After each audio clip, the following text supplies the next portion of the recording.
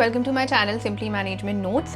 सो इस चैनल पर मैं मैनेजमेंट से रिलेटेड टॉपिक्स पर वीडियोस अपलोड करती हूँ and I also upload videos on UGC NET paper 1 and 2। तो इस वीडियो में हम स्टडी करेंगे इवैल्यूएशन सिस्टम, जो टीचिंग एप्टीट्यूड का टॉपिक है। हर साल इस टॉपिक पर क्वेश्चंस पूछे जाते हैं, तो काफ़ी डिटेल में हम ये टॉपिक स्टडी करेंगे। वीडियो के एंड में इस टॉपिक से रिलेटेड कुछ MCQs हैं, वो आप एक बार ज़रूर देख लेना। और टीचिंग एप्टीट्यूड के काफ़ी टॉपिक्स पर मैं पहले भी वीडियोस अपलोड कर चुकी हूँ, उनके लिंक्स मैं डिस्क्रिप्शन बॉक्स में शेयर कर दूँगी। और अगर आपको पेपर 1 का स्टडी मटेरियल चाहिए then you can visit our website also. I have shared the link of the website in the description box. तो चलिए शुरू करते हैं आज के टॉपिक से, दैट इज इवैल्यूएशन सिस्टम।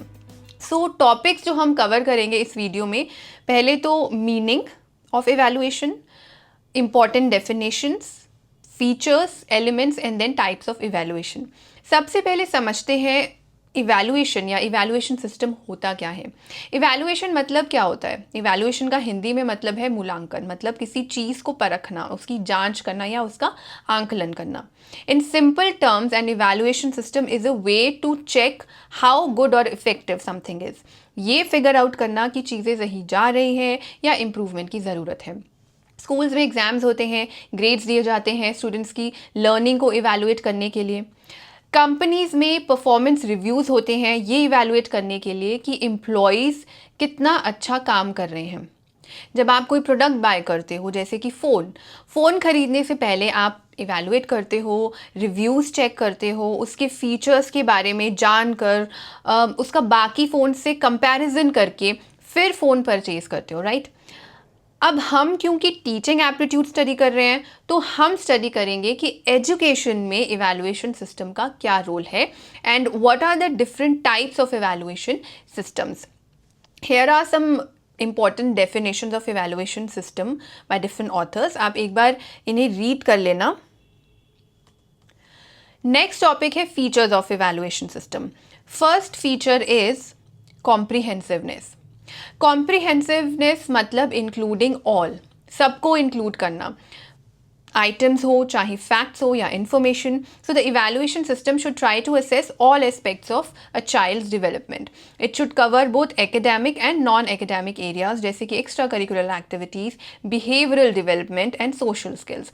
तो बच्चे की नॉलेज एंड अंडरस्टैंडिंग, उनका एटीट्यूड एंड वैल्यूज़, स्किल्स, सब का इवैल्यूएशन होना चाहिए। दूसरा फीचर है it is continuous. Evaluation system एक कॉन्टिन्यूस प्रोसेस है। ऐसा नहीं है कि असेसमेंट टर्म एंड में या एक प्रोजेक्ट के ख़त्म होने पर ही होना चाहिए। There should be frequent quizzes, feedback sessions and observations. So it should be done regularly throughout the process, ताकि कोई चेंजेस लाने हैं टीचिंग मेथड्स में या लर्निंग अप्रोच में तो लाए जा सके। Students and teachers can correct course and improve performance without waiting for final results. Next point है evaluation system is systematic. A systematic evaluation system follows a clear, well-defined sequence of steps. Goals define किए जाते हैं, then data collection, next step is analyzing results and providing feedback. So everything is organized. So these are the main features of evaluation system. Next topic है elements of evaluation system. Evaluation system में एक evaluator होता है जो evaluate करता है and participants होते हैं जिन्हें इवैल्यूएट किया जाता है। Secondly purpose and objective of evaluation. Purpose क्या है? स्टूडेंट्स का किसी कोर्स में एडमिशन लेना है, उसके लिए इवैल्यूएट करना है। नेक्स्ट क्लास में प्रमोट करना है, उसके लिए इवैल्यूएट करना है। जॉब के लिए कैंडिडेट सेलेक्ट करना है या रूटीन टेस्ट है to check the progress and understanding of students. The purpose should be well defined before starting the evaluation. Next is resources. Resources refer to the tools, materials, time and support required to carry out the evaluation. Question papers, answer sheets या online tests हैं। Online है तो उसके लिए computers चाहिए। If the skill level of the candidates is to be evaluated then equipment, hardware and software will be required accordingly. For example, driving licence के लिए apply करना है, then licensing authority conducts a test to evaluate an individual's driving skills to issue a driver's licence. तो इसमें physical resources क्या रहेंगे? Vehicles, एक well maintain car चाहिए होगी। टू व्हीलर के लाइसेंस के लिए अप्लाई करना है तो मोटरसाइकिल या स्कूटर चाहिए होगा। एक टेस्ट ट्रैक चाहिए होगा जहाँ पर गाड़ी चलवाई जाएगी। Traffic signs and cones will be required. ये तो फिजिकल रिसोर्सेज हैं। Human resources will also be required. Driving examiners जो परफॉर्मेंस को इवेलुएट करेगा। Support staff will be required to manage scheduling, paperwork and maintenance of vehicles, first aid personnel in case of on-site emergencies। तो बिना resources के evaluation incomplete होगा और ineffective होगा। जब स्कूल में स्टूडेंट्स का एडमिशन होता है, मान लो टेस्ट कंडक्ट करना है, तो रिसोर्सेज क्या होंगे? एग्जामिनेशन स्पेस, रूम जहां एग्ज़ाम कंडक्ट किया जाएगा, स्टेशनरी चाहिए होगी, question papers, answer sheets, pen and pencils, erasers. Practical exam है तो science lab and all the other equipments.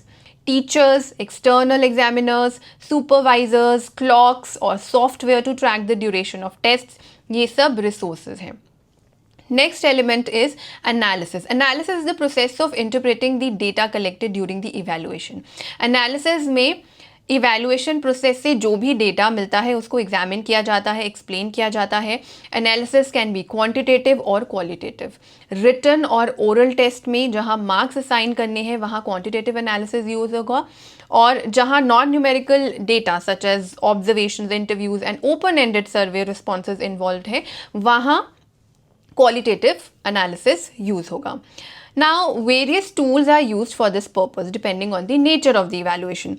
For example, grading and calculation के लिए tools like Excel, Google Sheets and Google Forms are used that allow teachers to calculate scores, percentages and grades quickly and efficiently. Another element is decision makers. Decision makers are persons who will be making the final choice as per the results of the analysis of candidates' performance. अब decision maker can be school administrator, principal भी हो सकता है, policy makers, teachers और even students and parents. Based on the evaluation results, decision maker adjust teaching methods or curriculum. Resources allocate करता है, for example time देने की ज़रूरत है, फंडिंग की ज़रूरत है, और पर्सनल मतलब लोग अपॉइंट करने की ज़रूरत है। Decision maker makes decision about student promotions और प्लेसमेंट्स, इम्प्लीमेंट न्यू पॉलिसीज और reform based on feedback from evaluations. तो ये है main elements of evaluation system. अब आते हैं नेक्स्ट टॉपिक पर,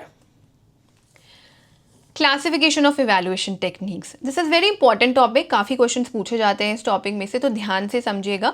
इवैल्यूएशन टेक्निक्स को क्लासिफाई किया जा सकता है बहुत सारी कैटेगरीज में डिपेंडिंग अपॉन टाइम, किस समय इवैल्यूएशन किया जा रहा है, पर्पस किस लिए इवैल्यूएशन किया जा रहा है, based on methods and other factors like scope, content, evaluation instrument used, feedback source, reference, standards, etc.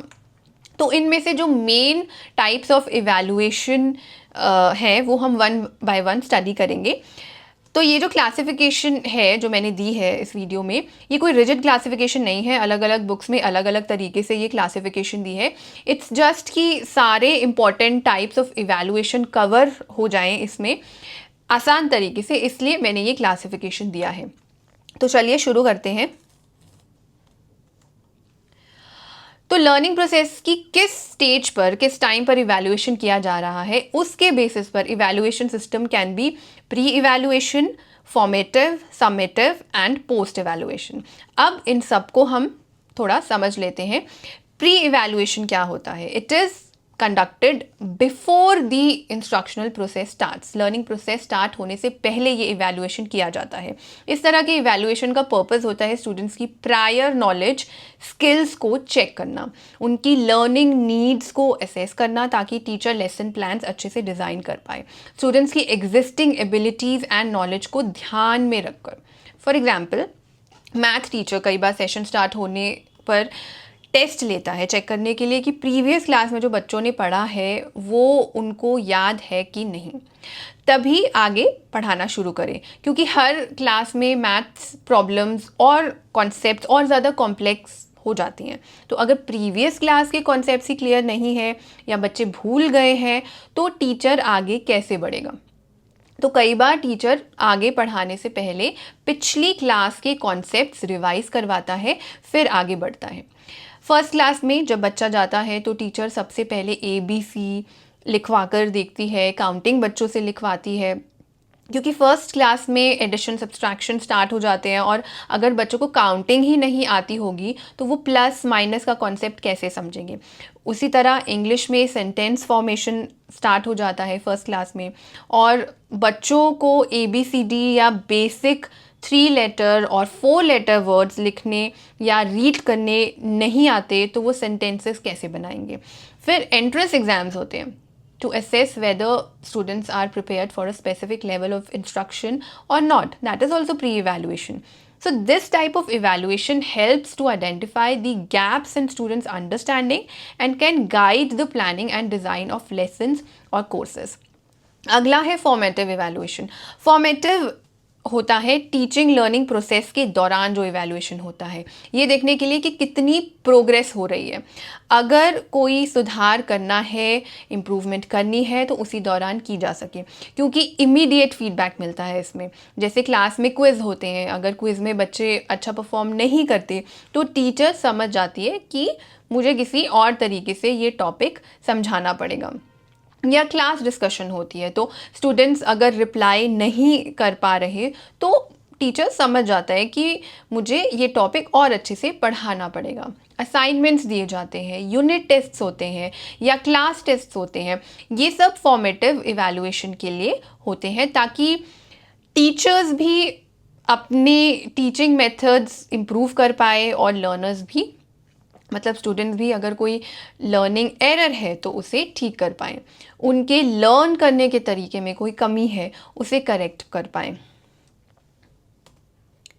Next है समेटिव इवैल्यूएशन। समेटिव असेसमेंट होता है लास्ट में, at the end of the programme और कोर्स या किसी सब्जेक्ट को पढ़ाने के बाद, जैसे टर्म एग्जाम्स होते हैं या सेमेस्टर एंड एग्ज़ाम्स होते हैं या कोर्स के एंड में प्रोजेक्ट वर्क होता है लास्ट ईयर में। तो इन एग्ज़ाम्स में स्टूडेंट्स की ओवरऑल परफॉर्मेंस को इवैल्यूएट किया जाता है to check whether the learning objective और गोल्स हैव बीन मेट और नॉट। तो फाइनल ग्रेड या सर्टिफिकेशन दिया जाता है इस तरह के असेसमेंट के बाद। तो इस तरह के असेसमेंट का फोकस आउटकम पर होता है, ना कि प्रोसेस पर। इसमें इमीडिएट फीडबैक नहीं मिलता है इम्प्रूवमेंट के लिए, because this is the final assessment of student performance. It provide final judgment about the student's level of achievement.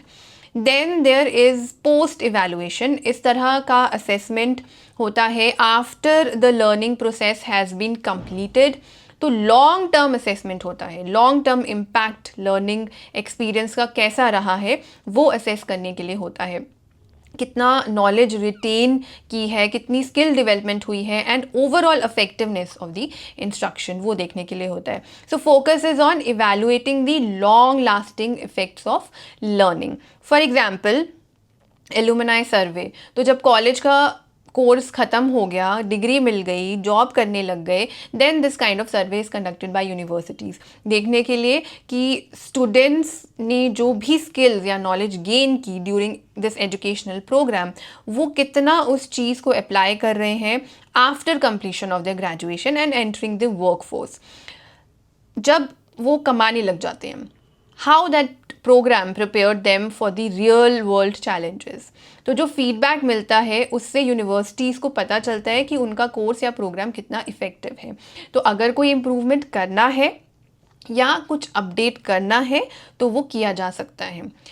They can improve their job placement services to better support future students. These surveys are typically conducted several years after graduation, once individuals have entered the workforce and gained professional experience. Then there are follow-up survey. These are conducted shortly after the completion of a course, program or degree. It typically happens within a few months or even weeks after graduation. This kind of survey is conducted to gather immediate feedback on the educational experience. Long term effectiveness देखने के लिए होता है कि educational programmes की by monitoring how graduates advance in their careers. So it helps universities organizations and educators refine programs, improve career services, and ensure that graduates are well prepared for the workforce. Factors like job placement, career satisfaction, कितना satisfied है वो अपने career से, skill application, जो skills उन्होंने सीखी वो कितना उसे अप्लाई कर रहे हैं, उनके काम आ रही है या नहीं, और कितनी उनकी प्रोफेशनल डेवलपमेंट हुई है. सो इन सब फैक्टर्स को असेस किया जाता है. Such systems contribute to the ongoing improvement of the educational offerings and graduate success. एक और एग्जाम्पल यहाँ दिया है करियर प्रोग्रेशन ट्रैकिंग. तो कुछ एजुकेशन इंस्टीट्यूशंस या ऑर्गेनाइजेशंस और रिसर्च बॉडीज़ वो करियर डेवलपमेंट ट्रैक करते हैं, असेस करते हैं अपने स्टूडेंट्स की after the completion of their education और ट्रेनिंग. लॉन्ग टर्म में वो कैसा परफॉर्म कर रहे हैं वो देखा जाता है. उनकी जॉब प्लेसमेंट कहाँ हुई, करियर में वो कितना ग्रो करे, कितनी प्रमोशंस मिली, उन्होंने फर्दर कोई सर्टिफिकेशन या वर्कशॉप्स ज्वाइन की, are they satisfied with their achievement, और जो स्किल्स उन्होंने सीखी ड्यूरिंग देयर ट्रेनिंग प्रोग्राम और कोर्स वो कितना हेल्पफुल रहा. It aims to provide feedback on how well educational programs prepare individuals for their careers and how they perform in the workforce over time. So this provides feedback on the long-term effectiveness of the educational program in terms of career preparation. For example, a medical school may track its graduates for several years to assess how quickly they find employment, whether they pursue further education, and whether they are successful in their medical careers. This data can help evaluate whether the program's curriculum is preparing students for the realities of the job market. तो ये evaluation है timing के basis पर, कब evaluation करना है. अब based on purpose, किस लिए evaluation करना है, objective क्या है, purpose क्या है. Based on purpose, evaluation can be norm referenced evaluation, criterion referenced evaluation और ipsative evaluation. Firstly, norm referenced evaluation. ये किया जाता है एक स्टूडेंट की परफॉर्मेंस को बाकी स्टूडेंट्स की परफॉर्मेंस से कंपेयर करने के लिए, बाकियों के कंपैरेटिवली वो कहाँ स्टैंड करता है. So this larger group of students जिसके साथ कंपैरिजन हो रहा है उसे नॉर्म ग्रुप कहते हैं. सो मेन पर्पस क्या है इस तरह के इवैल्यूएशन का, इंडिविजुअल्स को रैंक करना बेस्ड ऑन रिलेटिव अचीवमेंट, और उन इंडिविजुअल को आइडेंटिफाई करना जो या तो बहुत अच्छा परफॉर्म कर रहे हैं या वो बिलो एवरेज हैं, ताकि सिलेक्शन डिसीजन लिया जा सके एडमिशन के लिए या स्कॉलरशिप के लिए या जॉब प्लेसमेंट के लिए. यूजीसी नेट का भी जो एग्ज़ाम है वो नॉर्म रेफरेंस्ड इवैल्यूएशन है, क्योंकि इसमें रिजल्ट परसेंटाइल में निकाला जाता है. It uses percentile scores to rank candidates. After calculating the raw scores, the candidates' marks are converted into percentiles, comparing their performance to that of a larger group of test takers. For example, if a student scores 85th percentile in an exam, it means that he or she has performed better than 85% of the test takers, but not as well as the top 15%. मतलब वो student 85% candidate से आगे है, उनसे better score किया है, और 15% उससे आगे हैं, उन्होंने उससे बेटर स्कोर किया है, या आप बोल सकते हो कि 15% बच्चों से वो पीछे है. तो इस तरह बाकी स्टूडेंट्स के साथ कंपैरिजन किया जाता है. यूजीसी नेट के अलावा और भी स्टैंडर्डाइज्ड टेस्ट होते हैं for higher education like JEE, NEET, GATE, CAT, AIIMS MBBS, BITSAT. ये सब नॉर्म रेफरेंस्ड इवैल्यूएशन है. जॉब्स के लिए एग्जाम्स होते हैं like UPSC civil service exam, staff selection commission, banking exams, railway exams. इसके अलावा स्कॉलरशिप एंड फेलोशिप एग्जाम्स जैसे UGC NET, CSIR NET, SBI, PO exam, international standardised test जैसे GMAT, IELTS. All these standardized tests ensure that the performance of individuals can be compared across large diverse populations under similar testing conditions. अगला है criterion referenced evaluation. नाम में ही meaning है, इस तरह का जो इवैल्यूएशन है वो स्टूडेंट्स की परफॉर्मेंस को एक प्री डिफाइंड क्राइटेरिया के साथ कंपेयर करता है, ना कि बाकी स्टूडेंट्स के साथ. तो मेन पर्पस क्या है इस तरह के इवैल्यूएशन का? To determine whether students have acquired specific skills or met particular learning objective or not.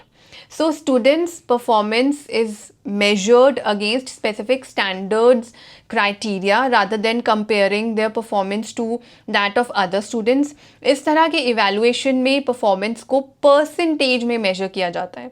For example, if a student scores 75% in a math exam, it means they correctly answered 75% of the questions or achieved 75% of the total possible marks. Now please note, norm referenced में, percentile में और criterion referenced में percentage में result निकाला जाता है. Example देख लेते हैं, जैसे स्कूल एग्जाम्स, यूनिट टेस्ट वगैरह, board exams like CBSE, ICSE और state boards, professional certification test, for example Microsoft, Cisco certification exams, TET teacher certification exams, driving licence exams, language proficiency test like TOEFL, ये criterion referenced evaluation के examples हैं. Another type of evaluation based on purpose is ipsative evaluation. इस तरह के evaluation का purpose होता है students की करंट परफॉर्मेंस को उसकी प्रीवियस परफॉर्मेंस से कंपेयर करना. तो दूसरों के साथ कंपैरिजन नहीं हो रहा है, ना कोई स्टैंडर्ड सेट किया गया है जिसके साथ कंपैरिजन हो रहा है, अपनी ही पास्ट की परफॉर्मेंस के साथ कंपेयर करना है. This is ipsative evaluation. तो ये पर्सनल ग्रोथ के लिए, सेल्फ इम्प्रूवमेंट के लिए होता है. अब एग्जाम्पल्स देख लेते हैं. In education, a teacher might use ipsative assessment by comparing a student's performance on a writing task at the beginning of the year to their performance at the end of the year, measuring individual progress rather than comparing it to other students. मान लो कि second class में जब session start हो रहा है, तब teacher students को ऐसे लिखने को दे सकती है, write 5 to 6 lines on my class और any topic, my friend, my mother, with some helping words, कि ये वर्ड्स हैं, अब इनको यूज़ करके एक पैराग्राफ लिखो. स्टूडेंट्स मिस्टेक करेंगे, स्पेलिंग मिस्टेक्स होंगी, सेंटेंस फॉर्मेशन में दिक्कत आएगी, और फिर through out year students English study करेंगे, उनकी वोकैबुलरी एनहांस होगी, ग्रामर स्टडी करेंगे, जो भी सिलेबस है उनका वो करवाया जाएगा पूरे साल. और फिर ईयर एंड में स्टूडेंट्स को दोबारा ये टेस्ट दिया जाएगा कि अब एक पैराग्राफ लिखकर दिखाओ विद और without helping words on a particular topic, ये देखने के लिए कि अब बच्चे कितने अच्छे से सेंटेंसेस बना पा रहे हैं. तो बिगनिंग से लेकर सेशन एंड तक कितनी इम्प्रूवमेंट हुई है. तो इसमें किसी को किसी के साथ कंपेयर नहीं किया जा रहा, ना कोई स्टैंडर्ड क्राइटेरिया है जो मैच होना चाहिए, बस बच्चे की कितनी प्रोग्रेस हुई है, कितना उसने इम्प्रूव किया है, वो देखा जा रहा है. So this may not always provide a clear measure of proficiency or mastery of a subject, but it encourages personal growth. This is ipsative evaluation. This type of evaluation is quite common in contexts like personal development, coaching and fitness, where the goal is to monitor individual improvement. किसी ने gym join कर रखा है या कोई भी fitness programme join किया है, तो स्टार्टिंग में वो कितना पुशअप कर पाते हैं और महीने के बाद कितने कर पाएंगे. So the coach can track the number of pushups the person can do after a month. Individual की करंट परफॉर्मेंस को प्रीवियस परफॉर्मेंस के साथ कंपेयर किया जा रहा है, focusing on their personal growth और इम्प्रूवमेंट ओवर टाइम. तो ये था पर्पस के बेसिस पर इवैल्यूएशन, मतलब इवैल्यूएशन करना क्यों है. Another type of evaluation is based on the type of methods used. किस तरह का डेटा कलेक्ट किया है, how that data is analyzed and interpreted. This classification typically falls into two main categories, quantitative and qualitative methods, along with mixed method approach that combines both. सबसे पहले study करते हैं quantitative evaluation. इसमें numerical data use करते हैं, statistical data use करते हैं students की परफॉर्मेंस को एनालाइज करने के लिए. So it focuses on answering how much, how many और टू व्हाट एक्सटेंट. तो ऑब्जेक्टिव टेस्ट होते हैं जैसे MCQs, true false, match items, fill in the blanks, ये सब क्वांटिटेटिव इवैल्यूएशन में यूज़ होता है. Numerical problem solving like maths test, physics problem, financial accounting exams, these are quantitative evaluation. Likert scale surveys particularly used to measure attitudes, opinions, perceptions and levels of satisfaction, वो भी quantitative evaluation में use होता है. Usually educators, administrators and researchers use it to gather quantitative data to measure students' satisfaction, engagement, teaching effectiveness and learning environments. Students का feedback लेने के लिए किसी कोर्स के रिगार्डिंग या सेशन एंड में टीचर्स को इवेलुएट करने के लिए when I was doing MBA, तो सेशन एंड में हमें एक इवैल्यूएशन शीट दी जाती थी जहां हमें अपने लेक्चरर्स को इवैल्यूएट करने का मौका मिलता था, where we use to give them points from 1 to 5. कुछ स्टेटमेंट्स होती थी, for example whether the lecturer was well prepared for each class, the lecturer encouraged participation and was open to questions, the lecturer used relevant examples to clarify complex topics. तो ऐसी कुछ statements होती थी जिनके basis पर हम points देते थे, और जिनके पॉइंट्स कम होते थे वो लेक्चरर फिर हमें नेक्स्ट सेशन में नहीं दिखते थे. तो ये भी क्वांटिटेटिव मेथड्स में आता है.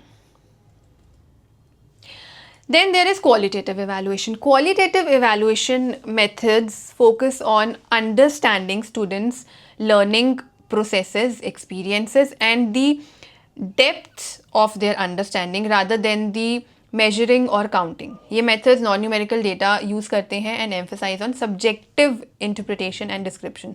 So data is typically descriptive and may include words, images, or narratives rather than numbers. It focuses on answering how and why. Examples देख लेते हैं. Essay writing, student interviews, classroom observations and project evaluations.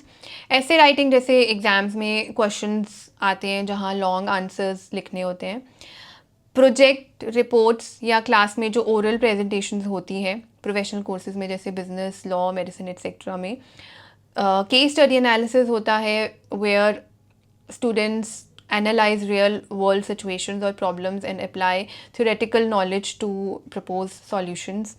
Role plays, law के students के लिए mock trials होते हैं. ये सब क्वालिटेटिव एवेल्युएशन के एग्जाम्पल्स हैं. Student interviews, classroom observations and project evaluations, all these are examples of qualitative evaluation.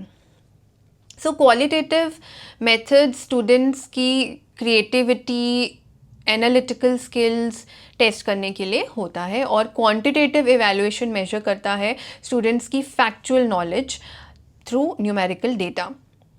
And then there is mixed approach जिसमें क्वांटिटेटिव और क्वालिटेटिव मेथड्स का कॉम्बिनेशन यूज़ किया जाता है, जिसे कहते हैं mixed evaluation. So it combines both quantitative and qualitative approaches to gain a comprehensive understanding of students' performance.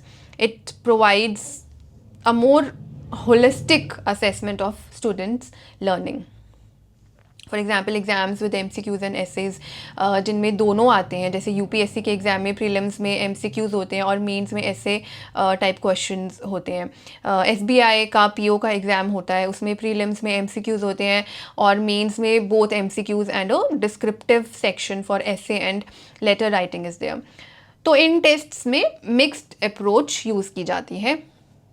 इन सब के अलावा और भी कई तरह के असेसमेंट होते हैं, जैसे कि डायग्नोस्टिक इवैल्यूएशन.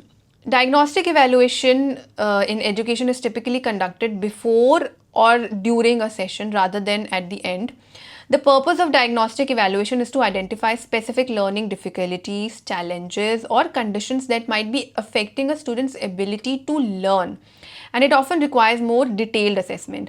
तो diagnostic evaluation होता है सेशन के स्टार्टिंग में या सेशन के दौरान. अब यहाँ पर आप कंफ्यूज मत हो जाना कि प्री इवैल्यूएशन भी लर्निंग प्रोसेस से पहले किया जाता है, तो डिफरेंस क्या है डायग्नोस्टिक इवैल्यूएशन में और प्री इवैल्यूएशन में.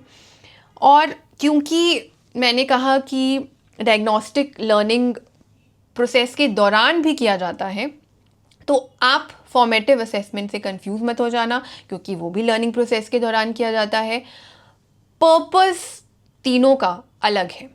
Diagnostic evaluation is done to identify specific learning difficulties or challenges that student might be experiences. अगर टीचर को लगता है कोई बच्चा किसी चीज़ में स्ट्रगल कर रहा है, तो उसका रूट कॉज क्या है वो फाइंड आउट करने के लिए होता है डायग्नोस्टिक इवैल्यूएशन. कोई लर्निंग डिसेबिलिटी है, स्किल गैप्स हैं, और कॉग्निटिव चैलेंजेस कोई स्टूडेंट फेस कर रहा है. कॉग्निटिव चैलेंजेस मतलब सोचने में, चीज़ों को याद करने में या इंफॉर्मेशन प्रोसेस करने में कोई difficulty. Pre-evaluation is done to assess prior knowledge or readiness for a new unit. वो स्टूडेंट्स की प्रायर नॉलेज टेस्ट करने के लिए होता है. स्टूडेंट्स अपकमिंग कंटेंट या लेसन पढ़ने के लिए रेडी है या नहीं वो देखने के लिए होता है. Pre evaluation is more general and informal assessment which is done before beginning of a lesson or unit. Formative assessment monitors progress and adjust instruction during learning. तो वो ongoing feedback provide करता है ताकि टीचर अपनी teaching और learner अपनी learning adjust कर सके. तो डायग्नोस्टिक असेसमेंट जो है उसमें that requires more detailed assessment, in depth assessment होता है using standardized test, one-on-one observations, interviews with the teachers and parents, or psychological assessments. For example, a student who struggles with reading comprehension may undergo a diagnostic evaluation, a detailed reading assessment, देखने के लिए कि उसे dyslexia तो नहीं है या attention issues हैं, or any other factor. Dyslexia means अगर आपने तारे ज़मीन पर देखी हो तो उसमें जो बच्चा था उसे डिसलेक्सिया था. तो डिसलेक्सिया क्या होता है? It is a learning difficulty that affects how people read, write and sometimes speak. It's not related to intelligence. People with dyslexia can be very smart but their brains process written words in a different way, so they read slowly, या कई बार वो letters mix up कर देते हैं B और D, या confuse हो जाते हैं words में, जैसे was और saw में confuse हो जाते हैं. Sometimes they struggle with reading comprehension even though the person understands spoken language easily. तो इस तरह के इश्यूज़ को आइडेंटिफाई करने के लिए डायग्नोस्टिक इवैल्यूएशन किया जाता है which is in depth assessment, और फिर स्पेशलिस्ट की हेल्प ली जाती है, स्कूल साइकोलॉजिस्ट और लर्निंग स्पेशलिस्ट की. Next is placement evaluation. It is used to place students in appropriate learning levels, groups or course based on their current abilities. For example, entrance exams, placement test for language और subject levels. So इसमें students की knowledge, skills और abilities को assess किया जाता है ताकि उनको उनकी नॉलेज के बेसिस पर एक पर्टिकुलर कोर्स में या क्लास में प्लेस किया जाए. जैसे कि एंट्रेंस एग्जाम्स होते हैं, JEE, नीट, इनमें रैंकिंग के हिसाब से कॉलेज और कोर्स में एडमिशन मिलता है. जैसे जिनका नीट में बहुत अच्छा स्कोर आता है उन्हें MBBS में एडमिशन मिलेगा, थोड़ा कम होगा तो BDS में, और कम होगा तो BAMS, BHMS etc. So this type of evaluation ensures that students are assigned to a right educational program or classes that match their proficiency or readiness, so that students don't feel under challenged or over challenged. This type of evaluation is conducted before instruction begins and it helps in organizing students into suitable learning environments.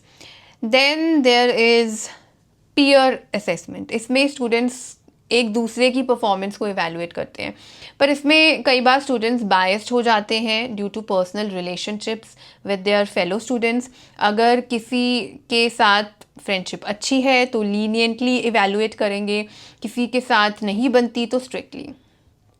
Examples are group projects. In a group project, students might assess each other's contributions to the project and provide feedback on areas such as effort, collaboration, and content quality. Then essay reviews. Students may review and grade each other's essays, offering constructive feedback on writing style, structure, और argumentation. So ये था evaluation system जिसमें हमने cover किया है meaning, definitions, features, elements and types of evaluation. Video के and में इस टॉपिक से रिलेटेड MCQs है, वो आप एक बार ज़रूर देख लेना. आई होप आपको ये वीडियो अच्छी लगी हो, यूज़फुल लगी हो. If yes then please like, share and comment, और चैनल सब्सक्राइब कीजिए फॉर मोर सच वीडियोज़. मिलते हैं नेक्स्ट वीडियो में. Thank you for watching.